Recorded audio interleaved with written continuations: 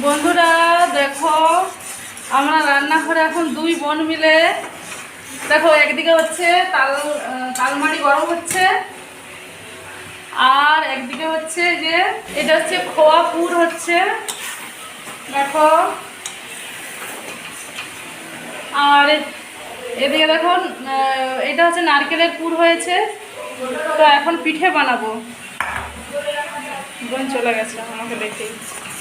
তো আজকে হচ্ছে তালের পুর পিঠে বানানো হবে। তো বলো, তালের পুর পিঠে খেতে কে কে ভালোবাসো? আমি তো ভীষণ পছন্দ করি।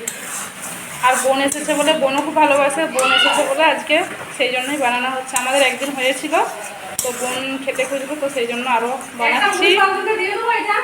দেখো হ্যাঁ, দেখো আমরা পুরি পিঠেগুলো বানিয়ে নিচ্ছি। বোন আছে, মেয়ে আছে, আর আমি আছি। আমার মেয়েও দেখো বানাতে শিখে গেছে। তো দেখো কি সুন্দর করে বানিয়ে নিচ্ছি। আর আমার বোনের ছেলে মনে করেছে এখনই খাবে, অস্থির করে দিচ্ছে, মাসিমণি কখন হবে, কখন খাবো আমি। তো দেখো আমাদের এই ছোট্ট ব্লগটা কেমন লাগলো অবশ্যই কমেন্ট